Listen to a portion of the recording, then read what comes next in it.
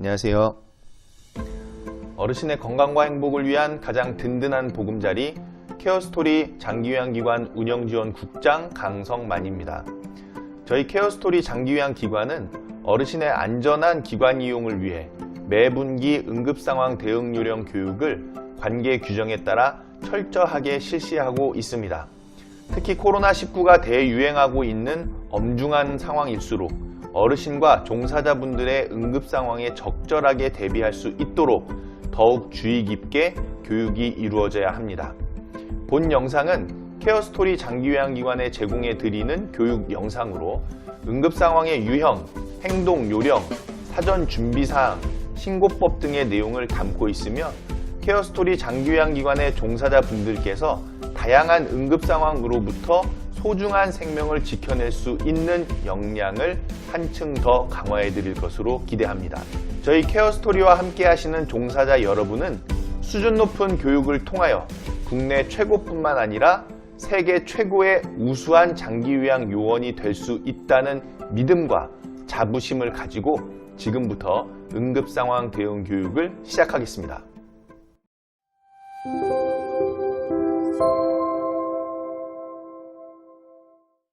먼저는 시설에서 발생할 수 있는 응급상황의 유형부터 우리가 하나씩 살펴보실 텐데요. 시설에 계신 어르신들께서는 고령이면서도 또 노환을 가지고 계시기 때문에 호흡이 없는 상황이 발생할 수 있습니다. 이런 경우가 굉장히 다급한 응급상황이 되겠죠. 또 뇌출혈, 기립성 저혈압, 저혈당 등 쇼크로 인해서 의식이 없을 수도 있고요. 또 낙상으로 인한 골절 및 외상을 당하는 경우, 기도가 폐쇄됐을 때, 또 질식됐을 때, 경련이나 화상, 호흡곤란, 뇌졸중이 왔을 때, 그리고 특히 요즘 같은 경우에는 코로나19 등 감염병 증상이 나타났을 때에도 응급상황에 해당하겠습니다. 이러한 응급상황은 기관에서 가급적이면 응급상황이 발생하지 않으면 좋겠지만 어르신들의 고령이라는 점, 또 노환을 가지고 계신다는 점에 있어서 응급상황은 언제든지 발생할 수 있기 때문에 시설에서 근무하실 때에는 이러한 응급상황의 유형들이 언제든지 발생할 수 있다는 점을 숙지를 하시고 긴장을 늦추지 않은 상태에서 근무를 해주실 필요가 있겠습니다. 이러한 응급상황이 발생했을 때에는 종사자 여러분들께서 첫째로 가장 중요한 것은 침착함과 차분함을 유지하셔야 된다는 거죠. 응급상황이 발생을 했는데 당황한 나머지 침착함이나 차분함을 잃어버리시게 된다면은 응급상황에서 어떤 행동, 어떤 적절한 대처를 해야 할지 생각이 나지 않을 수 있습니다. 그래서 여러분들께서는 응급상황이 발생했을 때에는 가장 먼저 마음의 차분함과 침착함을 유지하시면서 응급상황 시 행동 요령 이 4가지를 꼭 기억해 두셔야만 되겠는데요. 첫 번째로는 입소자의 응급 상태를 먼저 신속히 확인해 주셔야만 되겠죠. 그리고 동료와 시설장에게 도움을 요청하고 119에 신속하게 신고해 주셔야만 되겠습니다. 자, 그리고 나서 필요시에는 119의 안내에 따라 응급조치를 실시해 주시고요. 그리고 보호자에게 알려서 안전하게 병원으로 후송해 주셔야만 되겠습니다. 자, 그런데 만약에 입소자의 응급 상태를 확인을 했더니 지금 즉각적인 응급조치가 필요한 상황이라고 하면 1단계에서 바로 응급조치도 이루어져야만 되겠죠. 자, 이 4가지를 꼭 기억하셔서 응급 상황이 발생했을 때 침착함과 차분함을 유지하신 채로 이 행동 요령에 따라서 응급조치를 실시해 주시기 바랍니다. 특히나 사전에 응급 상황을 대비해서 시설에 구비해야 할 응급 장비와 시설들이 있는데요. 들것, 산소통, 산소 마스크, 캐뉼라, 설암자, 비상약품 같은 경우에는 반드시 응급 상황을 대비해서 시설에서 구비해 주셔야만 되겠고요. 자, 그리고 더불어서 코로나19 같은 감염병을 대비하기 위해서 격리 공간이 기관 내에 마련되어져 있어야만 되겠습니다. 또는 특별 침실이 1인실로 되어져 있어서 감염 증상이 있으신 어르신을 격리할 수 있는 공간이 마련되어져야만 되겠죠. 자, 그리고 응급 상황을 대비해서 우리가 사전에 법적 기본 상식도 숙지하고 계실 필요가 있는데요. 응급 상황에서 응급조치를 시행하지 않는 것은 자칫 방치가 됩니다. 그래서 필요시에는 119의 안내에 따라 적절하게 응급조치를 실시하셔야만 되고요.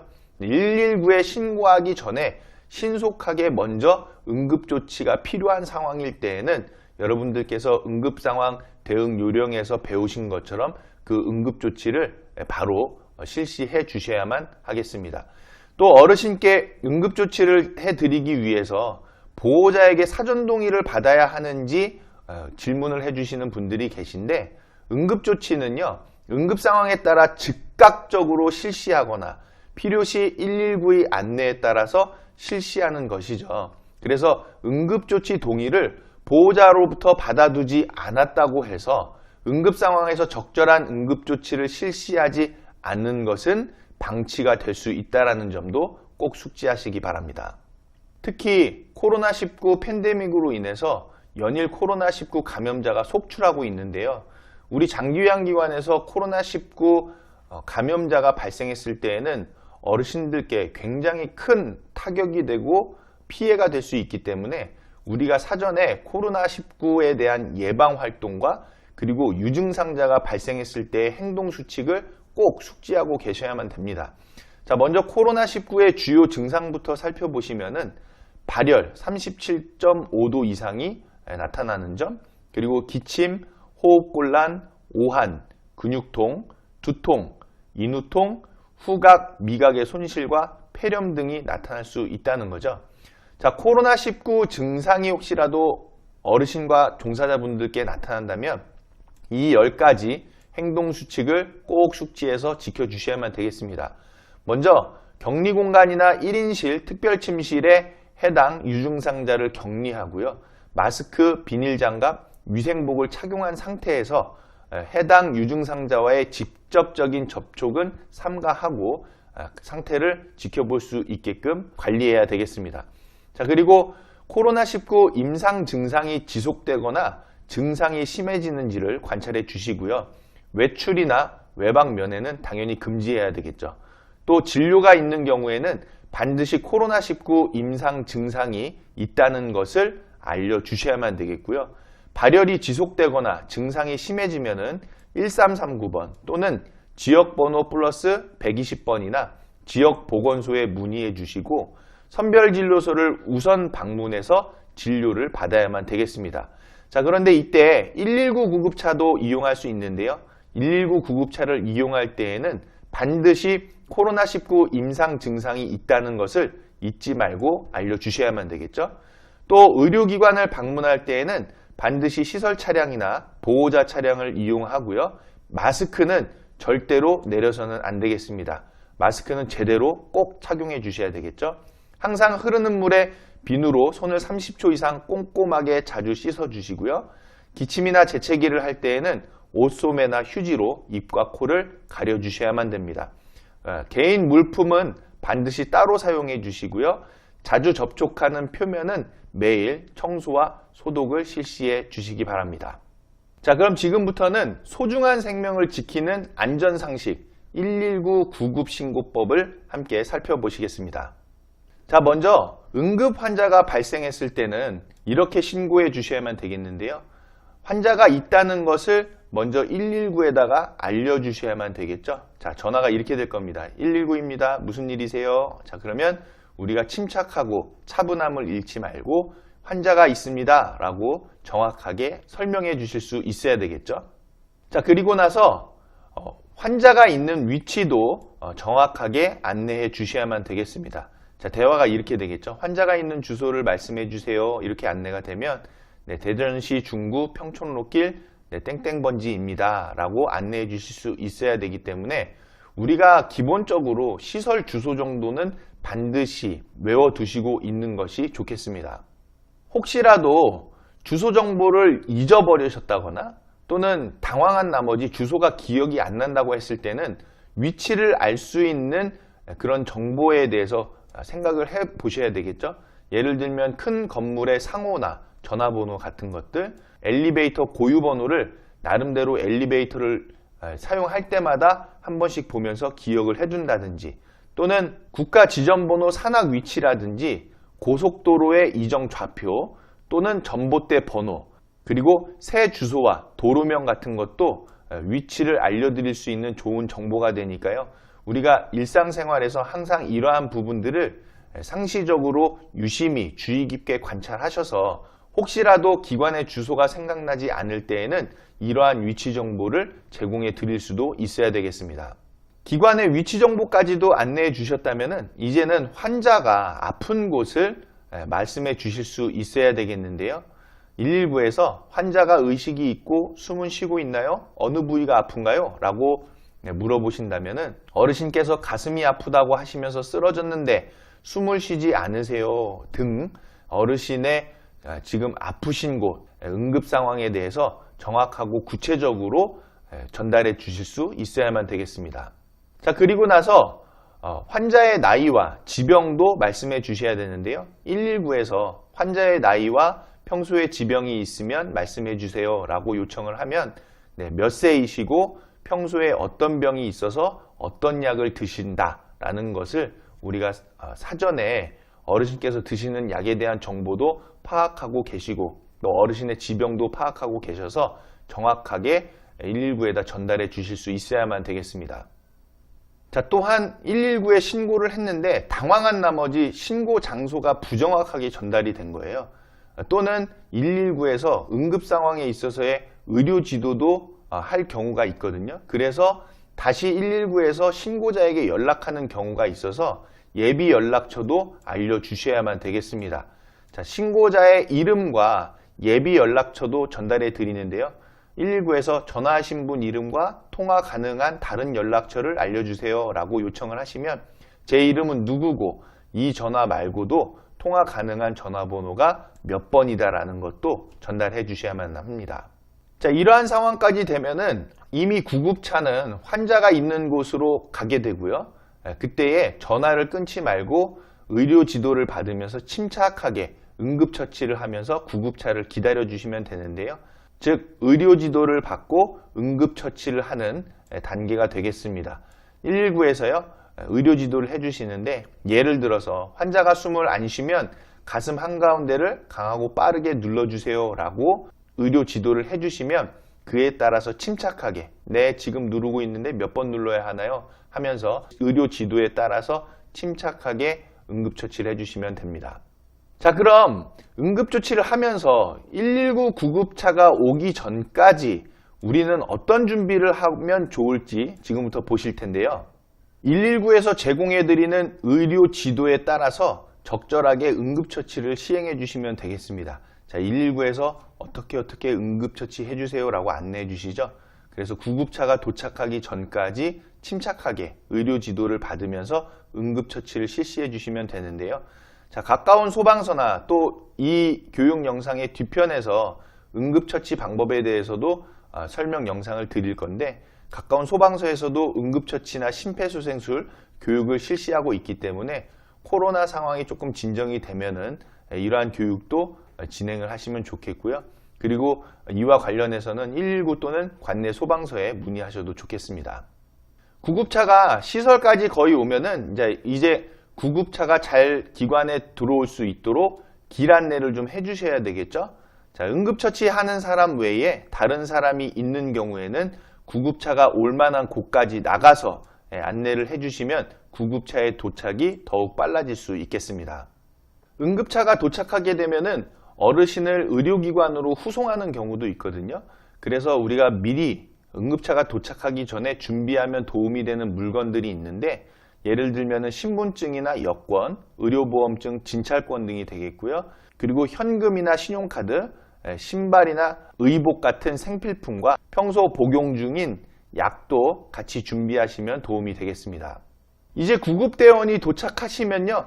환자 정보에 대해서 구체적으로 침착하게 알려주시면 되겠는데 사고나 환자 상태가 나빠진 상황도 설명해 주시고 구급차가 도착할 때까지의 상황 또는 환자 상태의 변화나 응급처치 내용 그리고 어르신께서 가지고 있는 지병이나 병원의 정보나 또 복용 중인 약에 대한 정보까지도 전달해 주시면 좋겠습니다. 자, 그럼 지금부터 응급 상황에 대한 적절한 대처법인 응급조치 방법 중에서도 국민행동요령으로서 심폐소생술, 자동심장 충격기, 하임리히법에 관한 영상을 지금부터 시청하실 텐데요. 주의 깊게 시청하셔서 꼭 숙지하시기를 당부드리겠습니다. 심정지 환자는 교통사고 사망자의 5배 가정에서 가장 많이 발생합니다.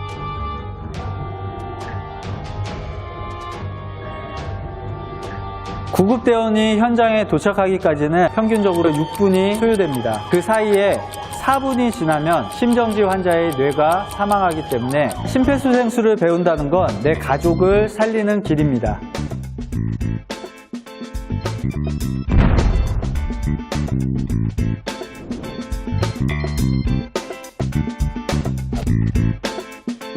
주변에 불이나 위험물이 있다면 응급처치자도 다칠 수 있겠죠. 1단계는 반드시 주변이 안전한지를 확인하셔야 됩니다.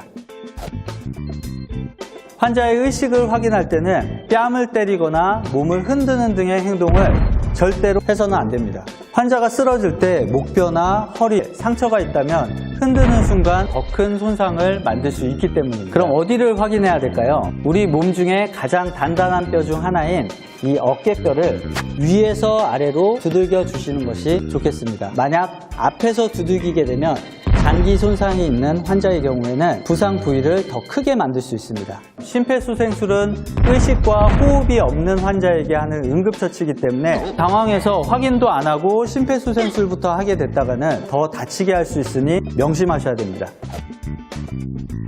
반응이 없다면 심정지를 의심하고 119에 신속히 신고를 해야 되는데요. 혼자 계시다면 스피커폰이나 영상통화로 신고를 해주시고, 만약 주변에 사람이 있다면 거기 빨간 옷 입으신 남자분 119에 심정지 환자가 있다고 신고해주세요. 한 사람을 정확하게 지목하시는 것이 중요합니다. 호흡하기는 환자의 얼굴과 가슴을 보면서 10초 이내로 살펴주셔야 합니다. 호흡이 없거나 비정상적이라면 심정지로 판단하셔도 됩니다. 여기서 비정상적인 호흡이라는 것은 어깨가 들썩이고 목이 당겨지면서 이러한 호흡은 반사호흡이라고 해서 사망 직전의 호흡이기 때문에 주저없이 심폐소생술을 해주시는 것이 중요합니다. 의식 확인과 119 신고, 호흡 확인은 동시다발적으로 신속히 해주셔야 되는데요. 단 4분이 지나면 뇌세포가 죽게 되고, 죽은 뇌세포는 아무리 치료하여도 회복되지 않기 때문입니다.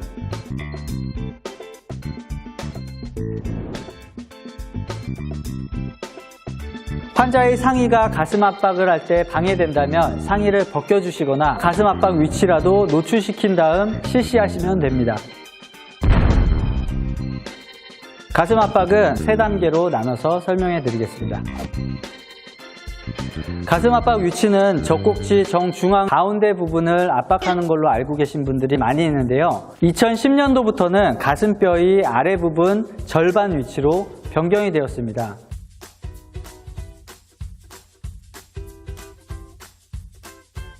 젖꼭지 부분이 사람마다 다 다르기 때문인데요.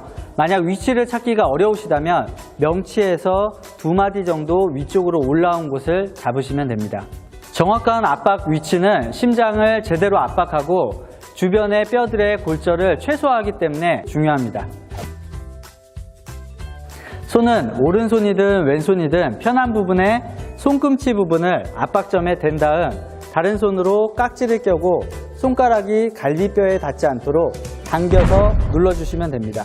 손을 전부 다 사용해서 누르는 것이 아닌 손꿈치로 꼭 압박해주세요.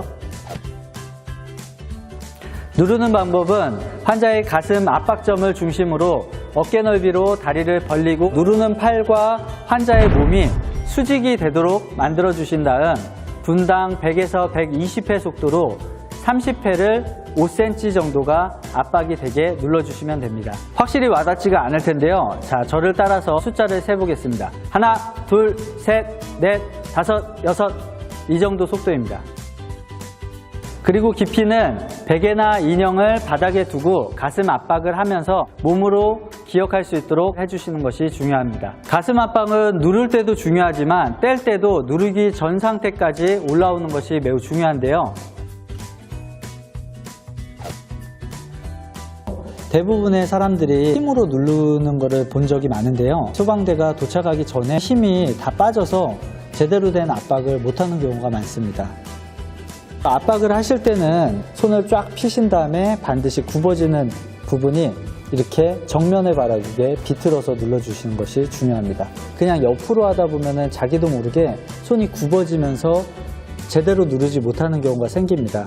가슴 압박을 하시다 보면 다리에 힘이 들어가서 점점 앉게 돼서 직각이 아니라 몸쪽으로 이렇게 기울게 되는, 반드시 엉덩이를 번쩍 들어서 몸이 직각이 되게, 환자와 직각이 되게 압박을 해주셔야 됩니다.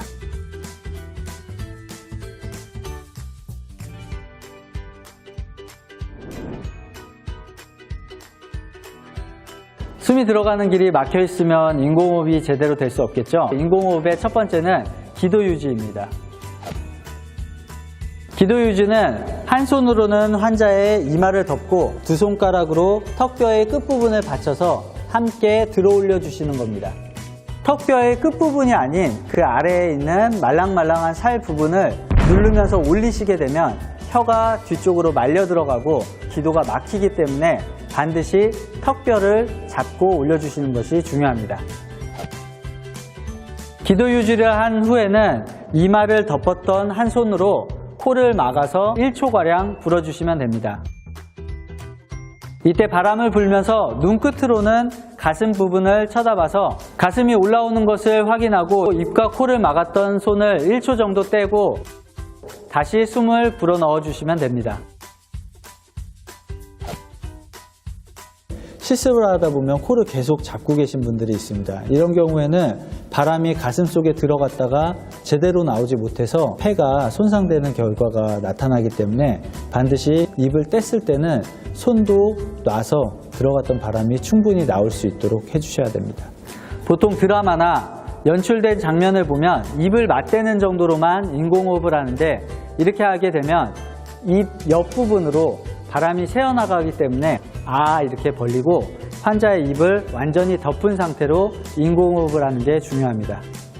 만약 인공호흡이 되지 않는다면 기도를 다시 한 번만 확보해보고, 그래도 안 된다면 인공호흡이 제대로 이루어지지 않았더라도 10초 안에 가슴 압박으로 넘어가셔야 됩니다.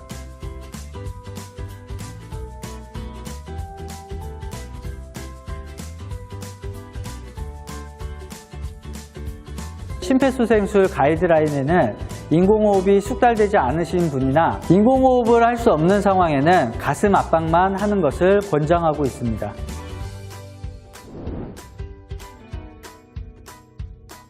심폐소생술을 하다가 만약 환자가 신음소리를 내거나 호흡을 되찾았다면 환자를 회복 자세로 돌려주시는 것이 중요한데요. 회복 자세는 환자의 한쪽 팔은 얼굴 옆으로 올려주시고 다른 쪽 팔은 가슴 위에 올려주신 다음 올린 팔과 같은 방향의 다리를 꼬아서 환자를 옆으로 눕혀주시는 겁니다. 환자가 회복을 유지했다고 하더라도 음식물 취식은 최소 30분 이내에는 물도 절대로 주셔서는 안 됩니다.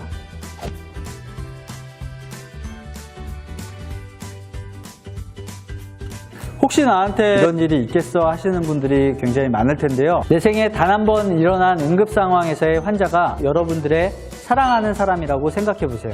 그 떨리는 순간 치료 경험이 없는 일반인이 과연 심폐소생술을 제대로 할 수 있을까요? 잊지 않으려면 적어도 두세 달에 한 번씩은 교육 영상을 꼭 챙겨보시고 연습해보는 시간을 가지시기 바랍니다. 심정지 환자를 구할 수 있는 유일한 방법, 그것은 바로 당신입니다. 심폐소생술은 가까운 소방서나 대한적십자사에서 실시하고 있으니까요. 전화 문의 후 방문하셔서 실습을 해보시는 것도 좋겠습니다. 계속 눌러주세요. 압박하는 거 멈추시면 안 돼요. 다른 한 분은 의외로 많은 분들이 자동심장 충격기를 사용하면 심폐소생술을 안 해도 된다고 생각하시는데요. 자동심장 충격기는 심폐소생술과 함께하는 응급처치입니다. 다음에는 자동심장 충격기에 대해서 알아보도록 하겠습니다. 서울소방본부는 시민의 안전을 위해 24시간 대기 중입니다.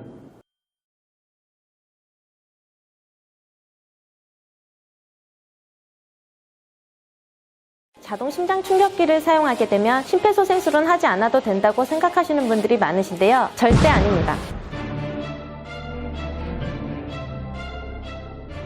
심정지 환자에게 심폐소생술을 시행하기 전에 의식 확인, 119 신고 요청, 호흡 확인을 먼저 하게 되는데요. 한 사람을 지목해서 119 신고를 요청하시고 다른 사람을 지목하여 자동 심장 충격기 가져다 주세요 라고 요청을 하시면 돼요. 아무도 없고 나 혼자밖에 없다. 자동 심장 충격기의 위치를 잘 알고 있다면 즉시 가져와 시행해 주시면 됩니다. 단 여기서 잊지 말아야 할 것은 심폐소생술이 필요한 환자에게서는 꼭 4분 안에 가슴 압박을 실시해 주셔야 합니다. 심폐소생술을 하고 있는 상태에서 누군가가 자동 심장 충격기를 가져온다면 그 사람에게 심폐소생술을 지시한 다음 자동 심장 충격기에 덮개를 열어 전원을 켭니다.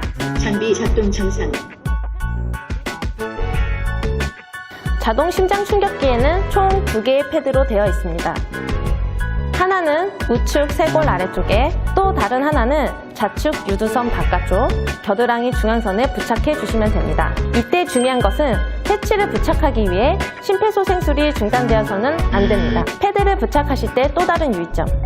이물질이나 땀이 있다면 제거를 한 후 맨살에 부착을 해주셔야 합니다. 그리고 물에 빠진 사람이라면 흉곽에 묻은 물기를 최대한 제거한 후 부착해주세요. 주변에 물이 많다면 환자 심장에 갈 전기가 분산되어 제세동 에너지가 환자에게 전달되지 않을 수 있기 때문입니다.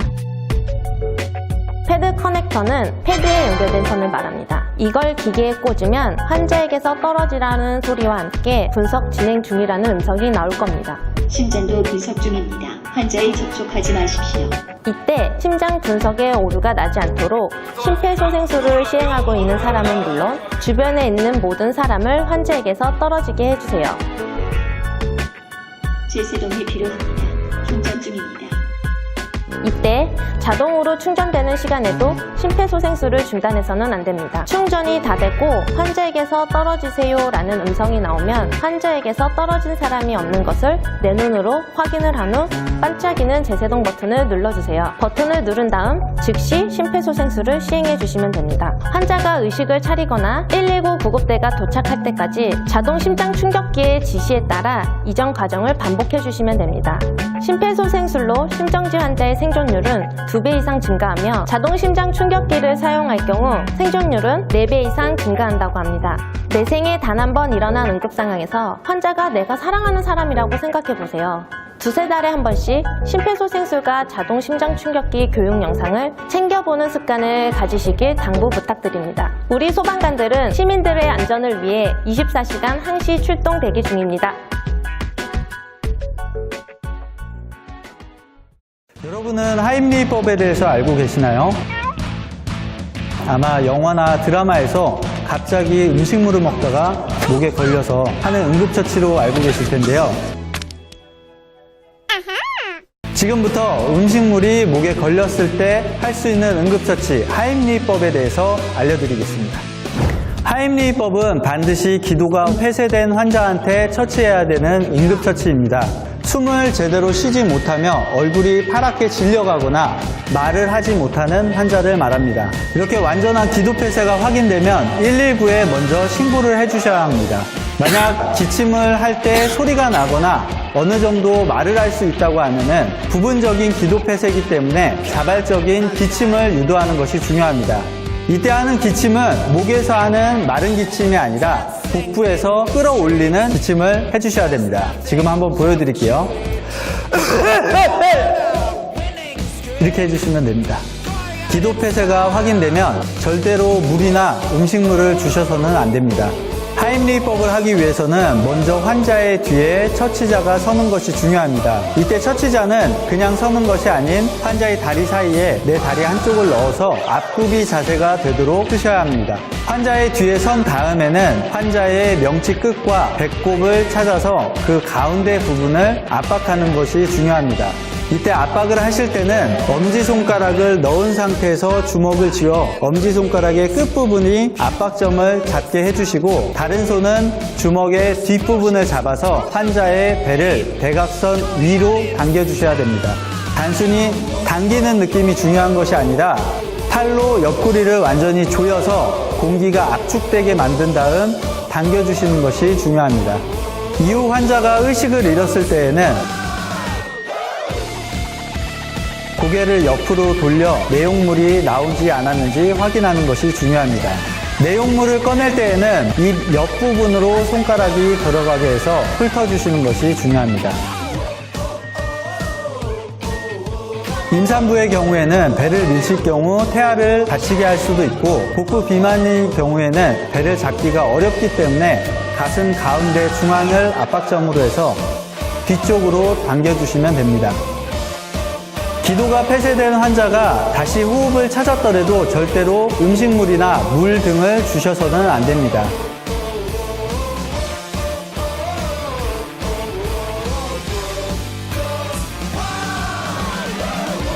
영화에서 보면 주인공들이 하임리히법을 통해서 인생 역전하는 경우가 굉장히 많은데요. 여러분도 하임리히법 잘 알고 계셨다가 더 좋은 기회를 만나시길 바라겠습니다.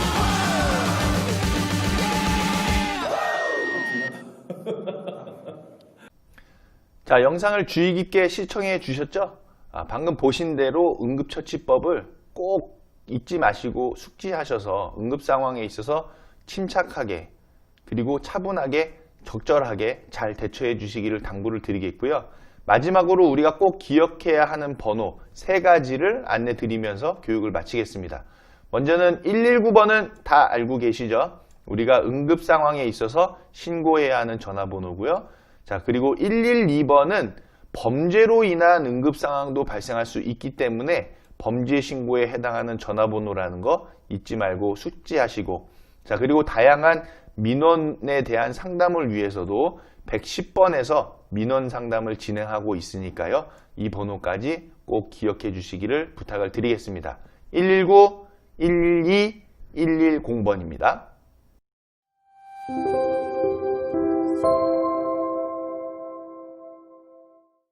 자, 여기까지 응급상황 대응 요령과 관련된 내용을 살펴보셨습니다. 기관에서 응급상황은 누구에게나 언제든지 발생할 수 있습니다. 하지만 그 응급상황에 누구나 적절하게 대응하는 것은 아니죠. 케어스토리 장기요양기관 종사자 여러분께서는 응급상황을 마주하셨을 때 침착함과 차분함을 잃지 마시고 교육에서 숙지하신 것처럼 적절하고 신속하게 대응해 주실 것을 꼭 당부드리겠습니다. 저희 케어스토리에서 제공해드리는 교육을 통해 수급자 어르신의 응급상황에 적절히 대응할 수 있는 역량을 갖춘 여러분은 제가 단언하건대 이미 세계 최고 수준의 기량을 보유하신 자랑스러운 대한민국의 장기요양 요원입니다. 여러분의 가치는 저희 케어스토리에서 제공해드리는 교육들을 통해서 더욱 상승하고 있다는 것을 말씀드리면서 여기서 교육을 마치겠습니다. 끝까지 주의 깊게 시청해 주셔서 대단히 감사합니다.